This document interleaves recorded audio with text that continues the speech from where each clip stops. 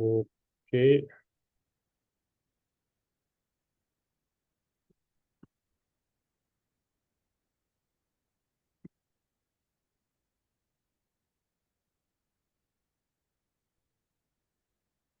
Okay, so welcome everybody.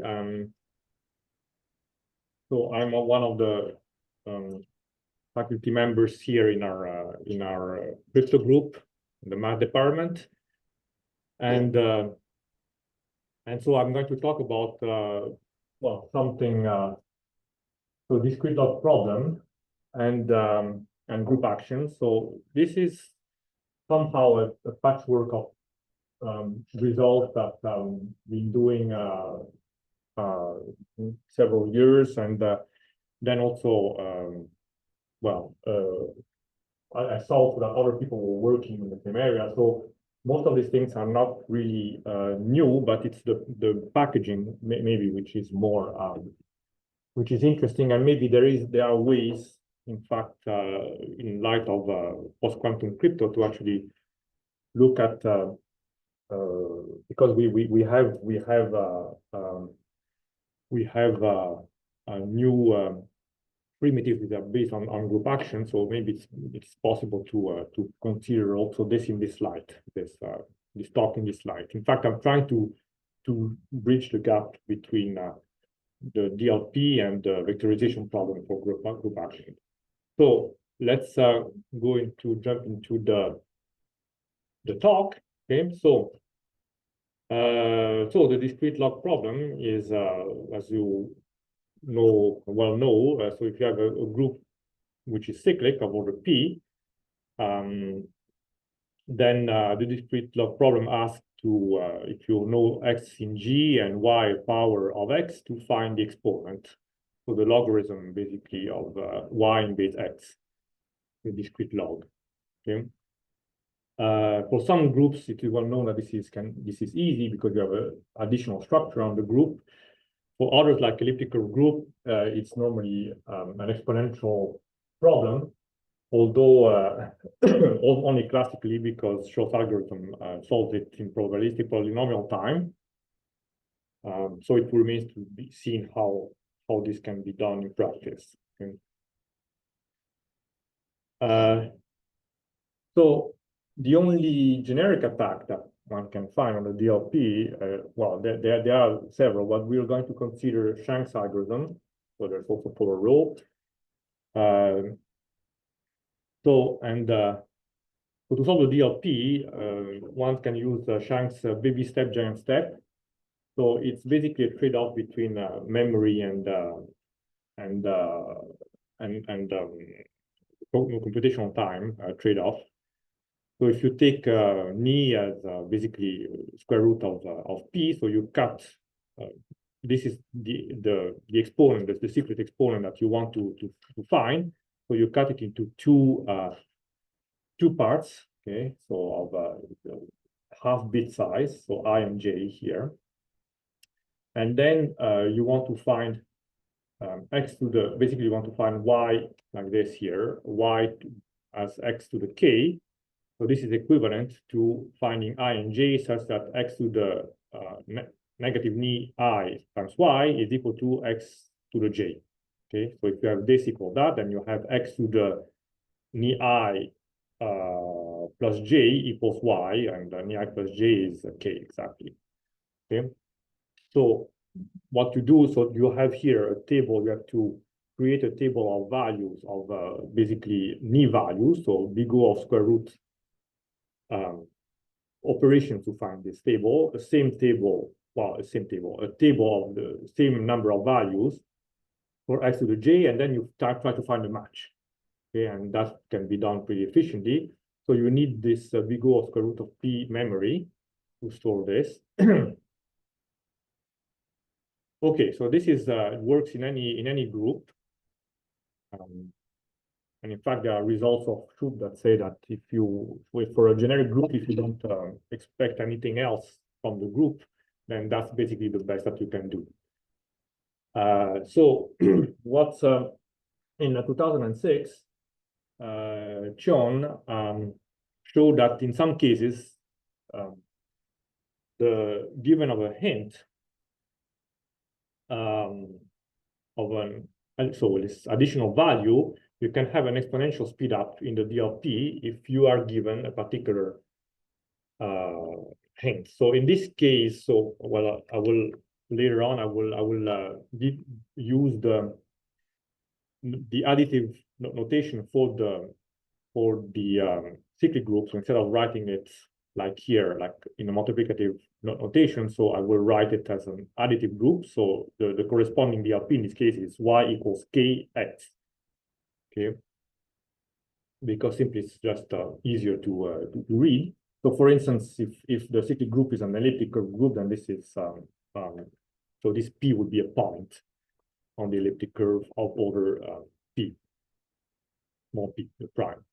So if you have this point p, so this is the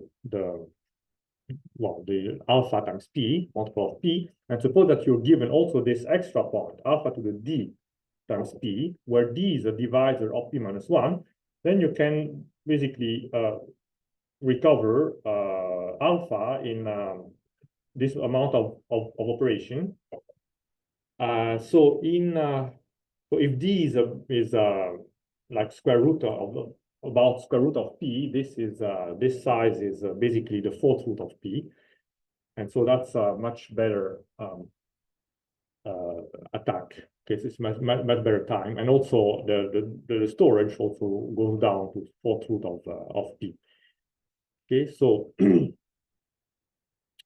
and also Sean also has in the same paper, in the same Eurocrypt paper, has an attack for divisors of p plus 1 instead of p minus 1.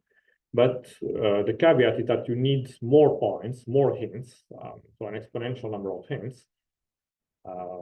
And then you have something like this, and the attack is even worse.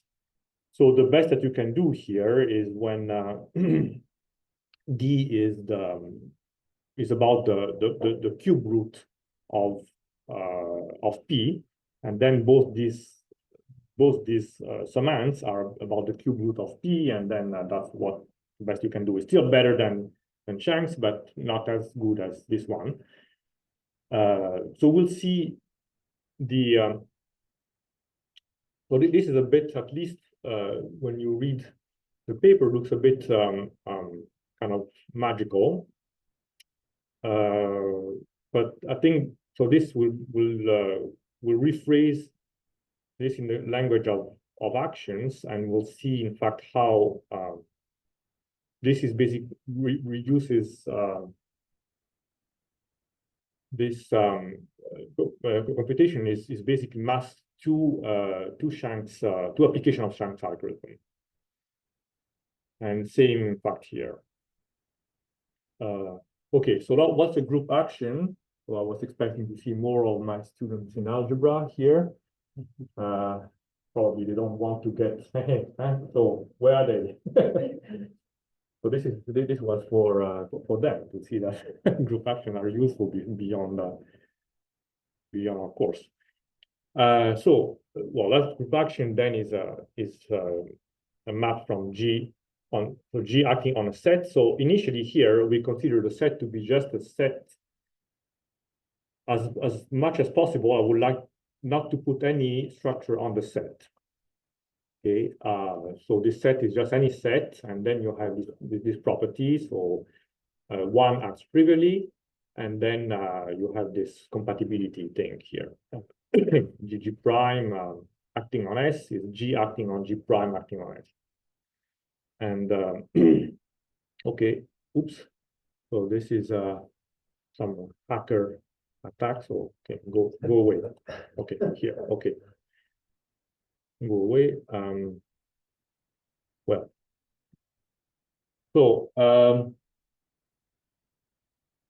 so the actions is free if basically G acting on S is S only if and only if G is 1, and it's transitive if any two elements of S are related by an action. So the second one is an element acting on the first one.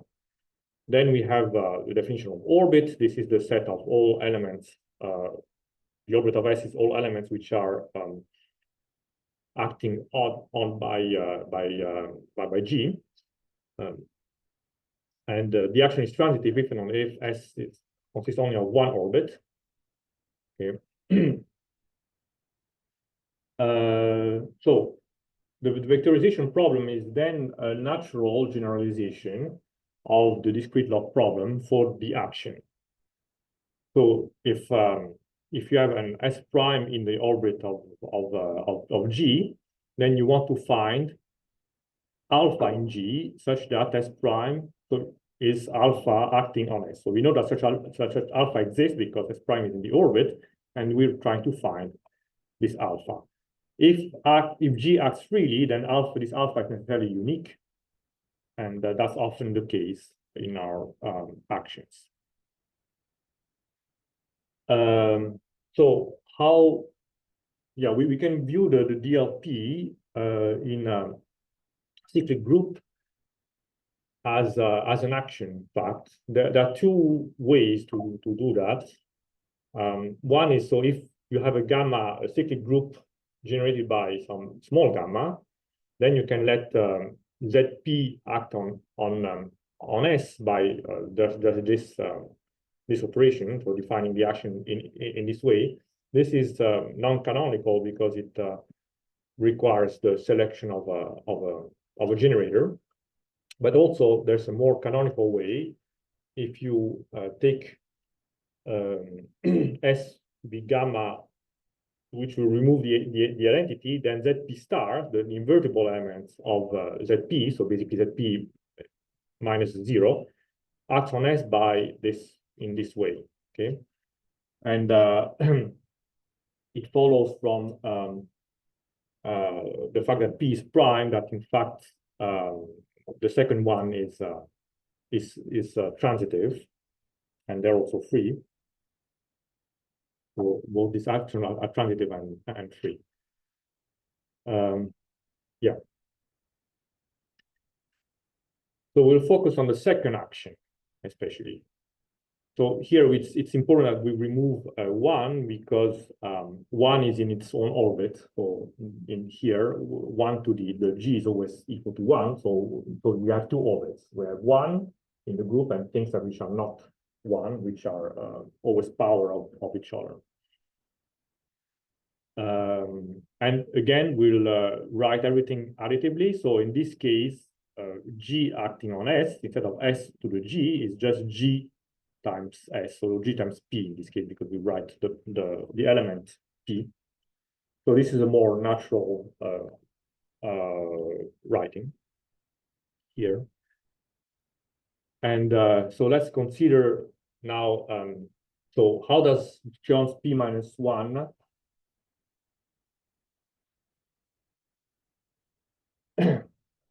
how does John's P minus 1 theorem work? So we are given then, remember again, P, alpha P, which I call P1, and then PD, alpha to the D times P, for some D dividing P minus 1. And then we want to recover what are you doing here? Okay, go away. Okay, we want to recover alpha from between 1 and P. Well, this alpha here. So the idea of John is basically to reduce the action to an action of the subgroup generated by of order D in ZP star. Remember that D divides P minus 1, so ZP star is cyclic, so this is exactly one group of order D, which I call H here. So to the group of order D in G, so the H action, and to the action to an induced action by G modulo H. Okay, so to combine these two information together to recover alpha. So That's the reduction to subgroup and quotient. So the idea is, if you have now a cyclic group of order n, so n here will be like p minus 1, so it's not necessarily prime, acting transitively and freely on S, then so we have here a cyclic group of order D. So you know S and S prime, so alpha acting on S. Remember, this is already yeah, so this is the context of action. So we want to recover alpha. So that's a unique alpha here. So note that we can easily test membership in H for an element of G. We can test membership in H by just G in H if and only if G to the D is equal to 1. Okay, this is H has order D, and because G is cyclic, so this is an equivalence. Also, a quotient of G mod H is also cyclic, generated by some G1. This G1 is going to be in fact, so gamma to the D, where gamma is a generator of G, but well, we don't need this. So just this can be computed easily. And also, the action of H on S partition the orbits of GS, which is basically S, into a collection of H orbits of all of the same size, which are in fact these guys here. Okay, so G1H acting on S here for U in this. So that's N over D such orbits. And G modulo H naturally acts transitively and freely on this collection of H orbits in this way. So you understand where we're going here. So first of all, we have to get rid of the switch here. Okay, go here, okay, here. So first of all, we will solve a vectorization problem in G modulo H. So we have this action of G modulation on sigma. So we want to find remember G1 is a generator of G modulo H. So G1H is a generator, and we want to find an element K1. So here we apply the same formalism as Shanks. So we have I1 J1 less than the square root of the order of this of G modulo H. So this thing here, we write K1 in this way uniquely, and then by integer division, and then we want to find this K1 such that such that the class, so H, the class of the orbit of S prime by H is mapped by G1 to the K1, what's acted on by G1 to the K1 on the orbit of S. Okay, so we know this K1 exists and is unique in G modulo H because the action is transitive and free. This H S prime is in fact alpha HS, and so comparing this, we get that G to the K1 is not alpha, but is alpha modulo H, if you want. So in G to the minus K1 times alpha is in H. And how do we test this? By raising to the power D. So we test membership in H by raising to the power D. So we have this. So if and only if we have, so by splitting the K1 into this, we get this splitting here. And how can we test this? By the freeness of the action on the G action, by just letting these two elements act on S. Okay, so with the left-hand side acting on S, the right-hand side acting on S, and this alpha D acting on S, it's the sigma. It's in fact our hint. It's the Chion hint. So that's why Chion needs this hint is to test this membership in H here, to be able to test the membership in H. So here again, the same idea, basically Shank's algorithm. You create two tables of size big O of root and D, or root what we go root md log whatever if you want to put the bits here. With well, one table with these elements, the other table with these ones here, and then you find a match. The match will give you the correct I1 J1 here. Okay, so the cost is this because it's basically Shanks in this G modulo H action. And so once you have K1, you know this. Well, you know an element here. You know, well, you don't know H, but you know that G1 to the minus 1 alpha is in H. Okay, so we have an element H here, which is given by this thing here. So if we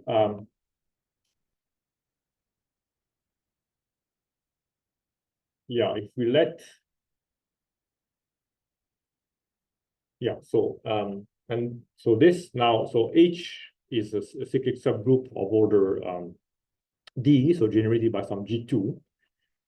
And again, now you do the same. So you find this H by Shanks baby step giant step in H. Okay, this is easier. You don't have that much work to do because you want to find just G to the K2 to be equal to H. And this is equivalent, again, to G to the minus this H equals this thing here. And again, by the freeness of action, you just need to check that that the action of this member on S is equal. And although we don't know H, we know its action on S because the action H acting on S is just alpha acting on S, which is S prime, which we know is the challenge. And then we know this G1 to the negative K1. Okay, we found K1 and G1 is just a generator thing. But we know, so we can calculate both sides efficiently. The cost now, it's a baby step, giant step in group H, which has order root D, sorry. So the cost is a big O of root D operation, big O of root D storage. So together, this, you get, well, you get, basically this amount plus this one here. It's basically two baby step giant step, one in G modulo H and one in H. And then once you find K2, alpha is just G1 to the K1 times G2 to the K2. Okay. And that's the end. So the end of this P minus 1 attack. Okay. So after the attack, everybody's dead. But P plus 1 is still alive. So so P plus 1 here, the at least this thing I haven't seen written in the action. So so we want to introduce here the one way to explain this. This is with the tensor product here. Now, problem is that when I was writing this, I was thinking, okay, here I cannot just let the action be on a set S like this. I need to create I need S to have some structure because I need to modify the action to twist it somehow. So I need help from S to be able to define the action. And that's why we need the action to be by automorphism of S. So S needs to be well, to be some group. And in fact, this action of FP, in fact, will give to S FP vector space structure. And so FP star will act on S minus, so all the non-zero vectors by scalar multiplication. This is the action here is so this P is just like a one-dimensional FP vector space, and FP acts on the non-zero vectors by scalar multiplication. And let us extend scalars to FP squared. So this is done by forming the pumpkin product. I mean the tensor product here. This is what you well, the formal way, but the informal way is just instead of considering my vector space as an FP vector space, you consider it as an FP squared vector space. So you just extend, so you just multiply by scalars which are not FP but FP squared. So you just artificially make, if you want, your vector space a one-dimensional space over FP squared. And again, this naturally gives an action of FP squared star, and so the non-zero element, the multiplicative group of FP of non-zero element of FP squared on S2 minus 0. So on this basically on this vector space, this FP squared vector space, one-dimensional vector space. So how do we, in practice, how do we implement this this idea? So we need not only an abstract description of the action, but also an implementation of this thing here. And so one way, so you need to construct FP squared as FP of theta, where theta squared is in FP non-quadratic residuum of P. So for instance, if P is congruent to 3 mod 4, you can take theta squared to be minus 1.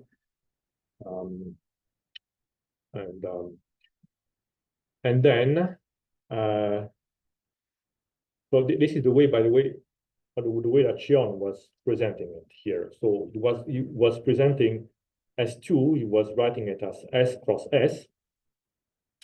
So he was identifying multiples, so FP squared multiples of P with a pair like this. So think of it as some kind of this like some kind of complex multiple of P, and this is like the real part and the imaginary part basically of P. And then the action of on this product here S cross S here is just, so in this fashion, so on the tensor product is just the action on this is by definition of action. This will be the product of these two things acting on P. So if you read by this dictionary here, this thing here corresponds to this thing. And so in fact, this is what Xion was doing, was letting FP squared acting on this in this way. Okay. But if you look at it in the guise of a tensor product, then it's clear that again the action is transitive and free, because it's the multiplicative group of a field acting on a one-dimensional vector space of non-zero vectors. So Xion's P-1 argument works besides this point in the same way. So you have the action. The only thing is that this action here. So you see that there is why we need this this group, this set S to have an extra structure, because we need to be able to add here in this set S. Okay, so it's not so it's not just well the elements acting on your point. It's also you need also to have some extra structure on the point. Okay. So but besides that, Xion's P+1 argument works in the same way. So we have a D divisor of P+1 in this case. So we're going to have to find a group of order P+1, and because so FP squared star is cyclic again of order P squared minus 1, P+1 divides it, and so you have a subgroup G generated by some zeta here of order P+1. And then, because it's cyclic, you have a unique subgroup H of order D dividing P plus 1. Again, same idea. And as before, the idea is to reduce the computational vectorization problem for the G action to two vectorization problems. One in fact, G modulo H and one in H. So we do this first G modulation, then in H. So same idea. So it looks like everything can be done exactly as before, but in fact, there is we'll see that the way that the hints are given, there is a loss also in performance in doing this vectorization problem. So here, so consider, so we set up an auxiliary element here. So this 1 plus theta alpha the P minus 1. Remember, theta is just a generator of Fp squared over Fp. So this is known. Alpha is a known here. But if you just expand this thing here, then you get something which is like this. So you have this real part and this imaginary part, if you want. And because this is a P minus 1 power of some element, G to the P plus 1 is 1. So G is in the subgroup of order P plus 1 of Fp squared star. So G is the power of theta of my generator of this group G for some t between 0 and P minus 1. So what we want is to find, so zeta of course is known, well, is known, can be computed very efficiently, and one such G, and so one such zeta. So G can, so finding G then amounts to finding T here. And that's what we do. So first is the reduction to G mod H. So again, G modulo H is going to be cyclic, generated by some zeta 1. So we look again at some K1 of which is split in this way. Again, this is baby step, giant step. So this is the square root of the order of G modulo H. And I want so G to be basically the class of G. So G capital H is going to be a power of the class, the K1 power of the class of zeta 1 H. So we're going to have something like this, where H is in H. And again, so as before, this is equivalent to testing that G times zeta to the negative K1 is in H, or equivalently that raised to the D, because H has order D, that the Dth power of G times zeta 1 to the negative K1 is 1. So which you can rewrite it in this way. Okay. So it looks like everything is exactly as before. In fact, it would be if we had the hint G to the D acting on P, because then we can just make two tables here, and you would exactly have things as before. But we don't have this hint. Instead, we have, because G to the D, remember G is this thing here. So instead we have the hints, some power of alpha acting on P. So we only have this. And so that's what we have to work with. And that's why we have to basically express G to the D in terms of powers of alpha. And this will this can be done by looking at something like this. So here, this is there is a denominator here, which is raised to the power D. And then there are some polynomials in alpha here, which are of degree at most 2D. So that's why we need these 2D powers of alpha times P. So when you let this thing act on P, basically you will need these elements, so these multiples alpha to the I p for I up to 2d. So that's the way.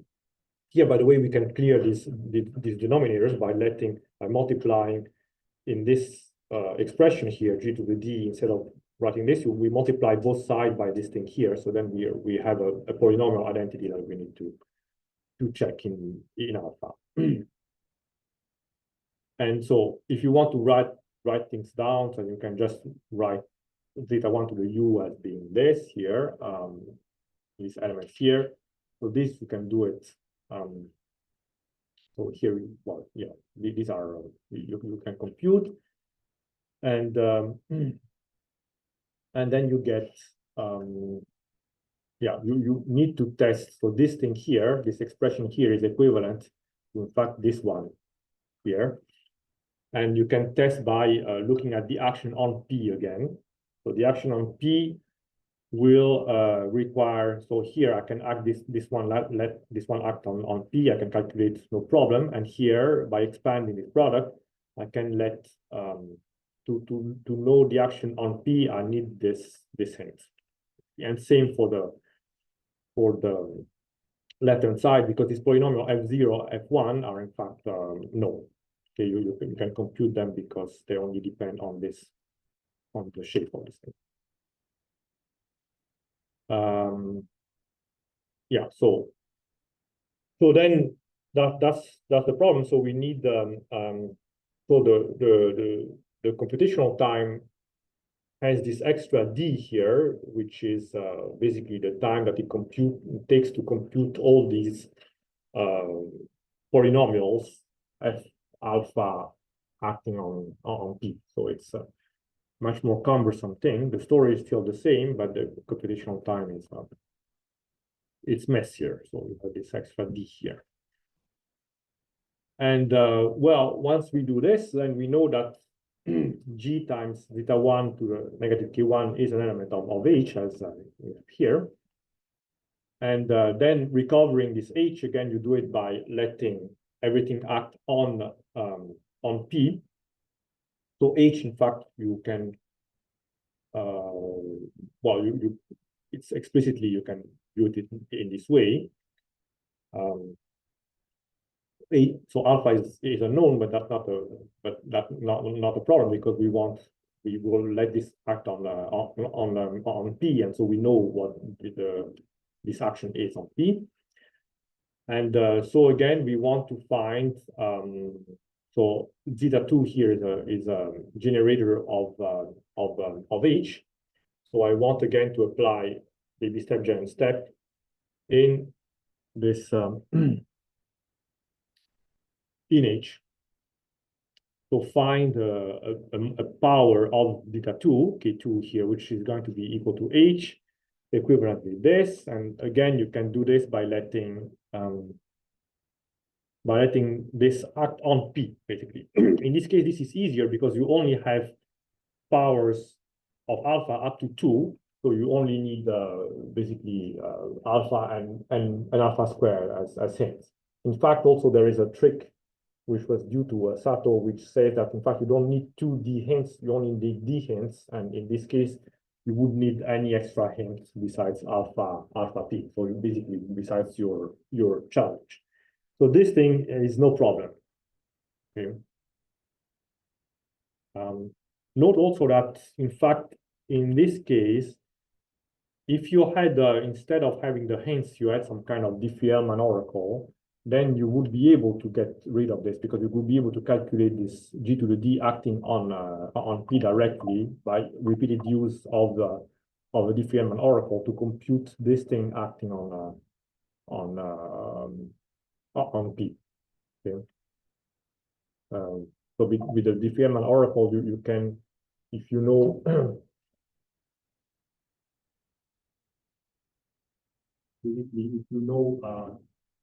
if you know G1 acting on P and G2 acting on P, then you're able to query the Diffie-Hellman oracle to know G1, G2 acting on P. And in particular, you know also G1 squared acting on P. And then you can, in fact, I think you can do any polynomial of G1 acting on P by some kind of order rule by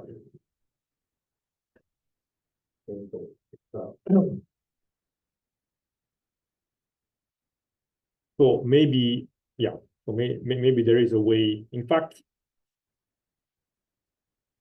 yeah, so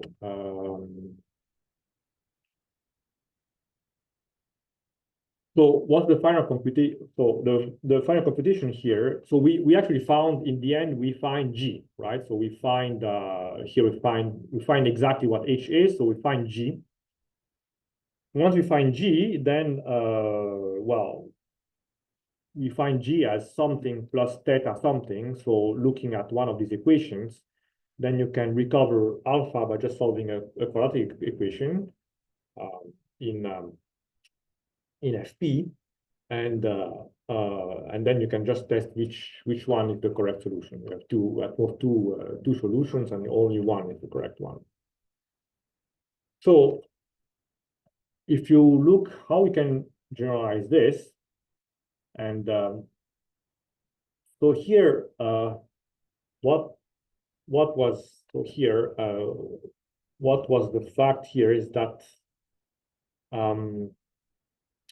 we can look at it in a wider context. So why do we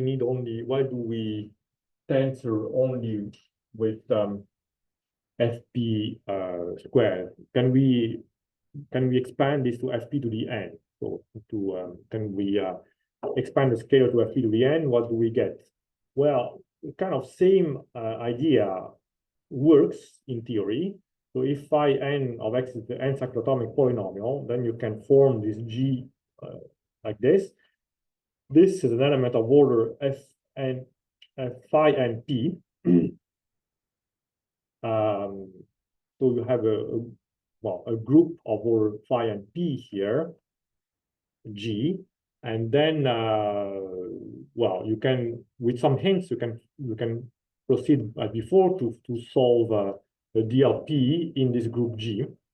The problem is that this group G is very big.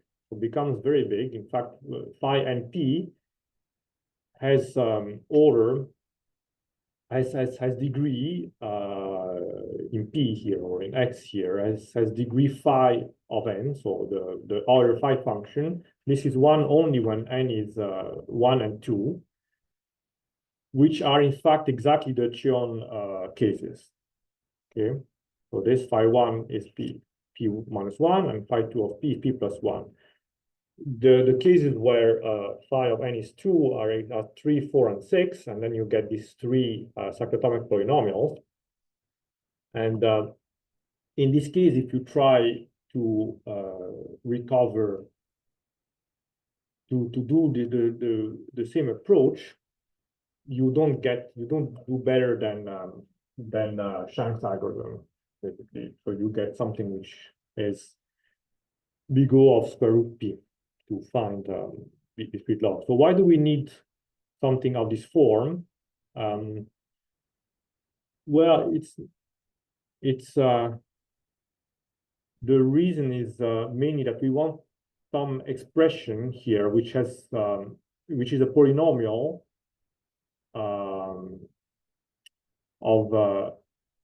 of small degree in P. So it's basically, it has to be a power which has a low weight in a base P expansion.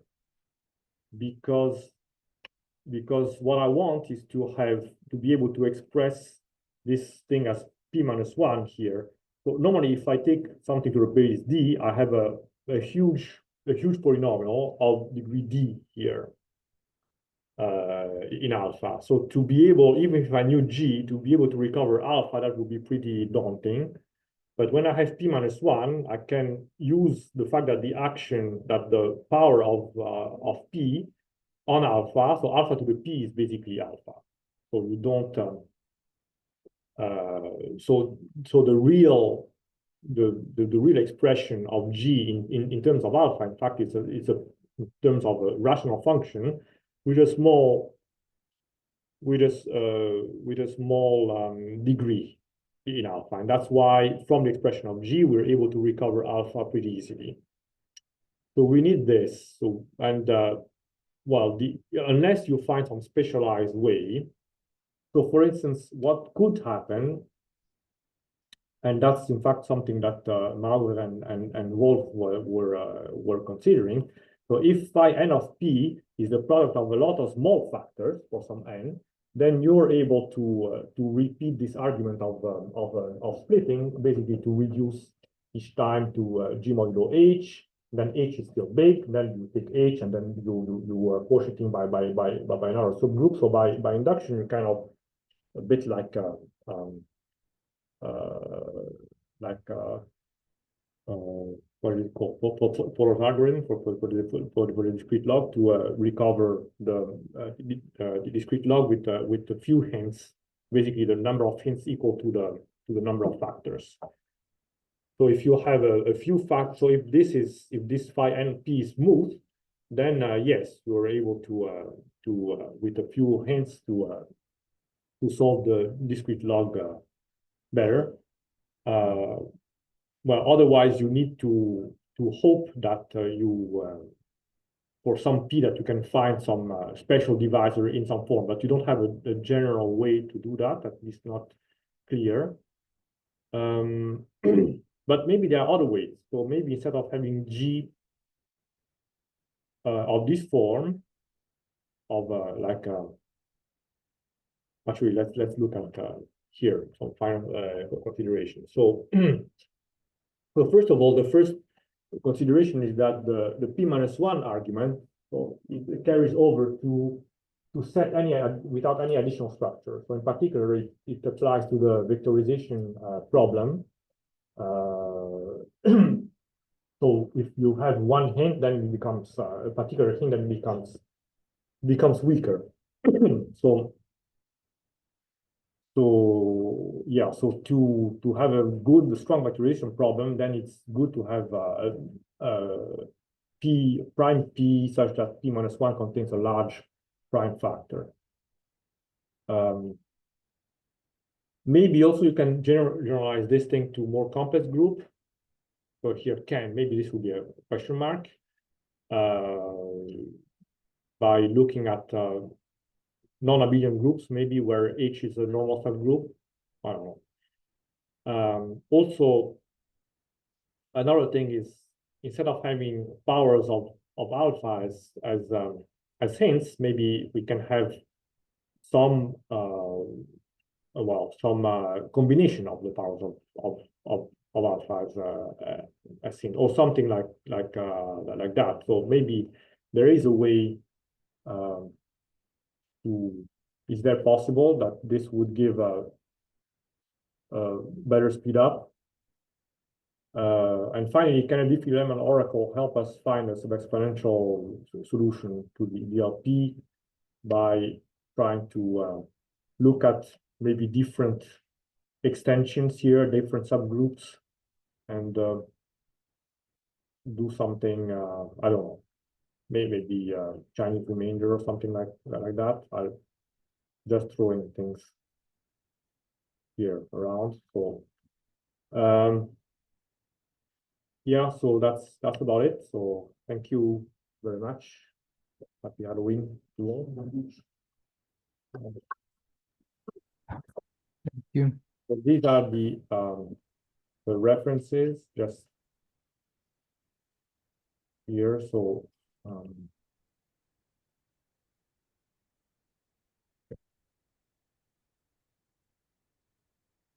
okay. Any question? Okay. Can we raise questions from the online group?